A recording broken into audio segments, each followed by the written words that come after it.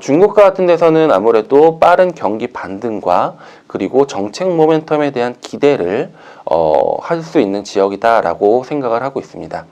그래서 저희는 내년도에 글로벌 주식시장 안에서 올해는 미국이 가장 좋았다라고 한다면 내년도에는 중국이 가장 견조한 흐름들 이어가지 않겠나라고 좀 보고 있는데요.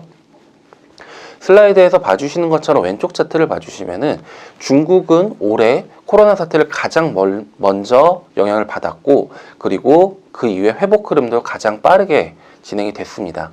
그래서 글로벌 경기 중에서 주요국 중에서 중국의 경기가 가장 빠르게 반등하고 있는 그런 상황들이고 그리고 소위 재고 재축적이라고 하는 사이클이 중국 내부에서 일어나고 있습니다. 이런 것들은 공장 가동을 조금 더 정상화시키는 것을 빨리 진행시키는 그런 요인들이기 때문에 중국은 산업 경기 같은 것들이 빠른 반등들을 좀 이어가지 않겠나라고 좀 보고 있고요. 두 번째로 중요한 건 정책 모멘텀입니다. 과거에 우리가 교과서에서 한번 들어보셨을 것 같아요. 한국도 경제개발 5개년 계획 같은 것들을 시행했었죠. 중국도 5년 단위로 경제개발을 계속 지속을 하고 있는 상황들인데 내년도는 14번째 5개년 계획이 시작되는 원년입니다. 그래서 14차 5개년 계획이 시작되는 원년인데요. 5년 단위씩 중국은 성장 모델들을 계속 꾸준히 바꿔왔습니다.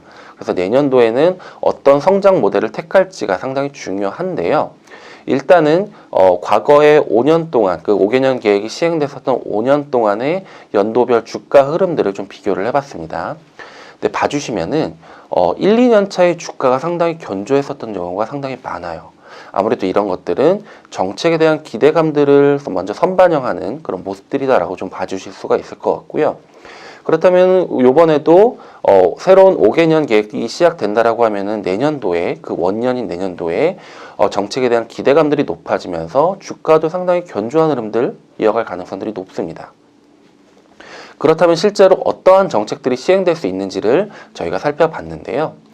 지난 10월 말에 19기 오중전회라고 하는 어떤 회의체를 통해서 내년도 3월 달에 발표될 14차 5개년 계획에 대한 가이드라인을 일정 부분 발표를 했습니다.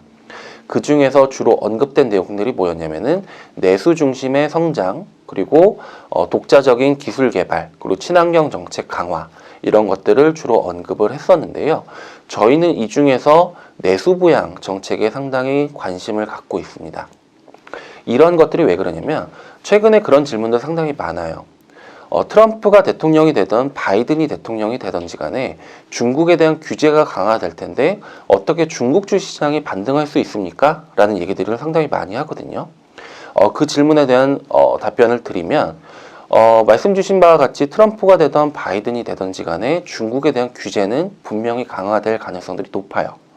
다만 이런 측면에서 중국이 어떤 식의 접근을 하고 있냐면 올해에 가장 많이 나왔던 정책 중에 하나가 뭐냐면 내부 대순환 정책, 쌍순환 정책 같은 것들이 있었거든요. 그러니까 이런 것들이 뭐냐면 수출 규제가 하도 강화되다 보니까 중국은 이런 것들을 내부 수요로 돌려버리는 거죠. 강력한 내수 비중을 토대로 중국은 성장 모멘텀을 갖고 있는데 지금까지는 투자와 수출 중심의 경제 성장 모델이었던 것들을 내수 중심으로 전환시키는 그런 과정들에 있었습니다. 그런데 이게 트럼프로 인해서 좀 더 가속화되면서 내부 대순환 정책 이런 것들이 시행이 됐었고요. 그리고 정보통신 기술에 대한 규제가 강화시키다 보니까 이거를 자국 생산하는 자급화율을 높이겠다라는 정책들도 시행을 하고 있어요. 그러니까 이런 것들이 내부 대순환 정책인데 중국은 이런 식으로 내수 중심의 성장 모델로 전환을 시키면서 대외 규제에도 불구하고 독자적인 어떤 경기 회복 모델들을 갖춰 나가고 있다라는 점들이 상당히 중요할 것 같습니다. 슬라이드에 이제 오른쪽 차트를 봐주시면은 주요국들의 GDP 대비 소비에 대한 비중들을 나타내는데 중국이 현저하게 낮습니다. 그러니까 이러한 점은 향후에 충분히 성장 가능성들이 높다라는 점을 좀 시사를 하고 있기 때문에 향후에 5년 동안의 계획을 통해서 내수 성장의 모델을 통해서 내수의 비중들을 높여나가고 이런 식으로 독자적인 성장 모델들을 갖춰 나가지 않겠나라고 판단을 하고 있습니다. 또한 이와 더불어서 중국 정부 내부에서는 자본시장을 개방시키는 정책들도 시행을 하고 있습니다.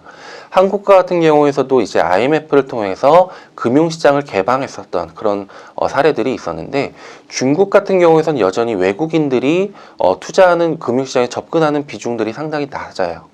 그렇기 때문에 중국 정부에서는 이런 자본시장 개방을 통해서 외국인들의 자금 유입을 유도를 하고 있는 그런 상황들이다라고 좀 봐주실 수가 있기 때문에, 이러한 점에서는 중장기적인 금융시장의 레벨업도 기대해 볼 수 있는 상황들입니다.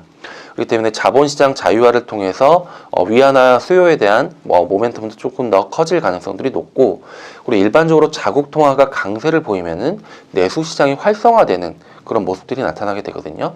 그렇기 때문에 위안화 강세 모멘텀이 시작된다라고 한다면 중국의 정책 기조인 내수 부양에도 긍정적인 효과가 나타날 수 있다는 점에서 중국은 중장기적인 금융 성장 모델 그리고 경기 회복 모델들을 갖춰나가지 않겠나라는 판단들을 하고 있습니다.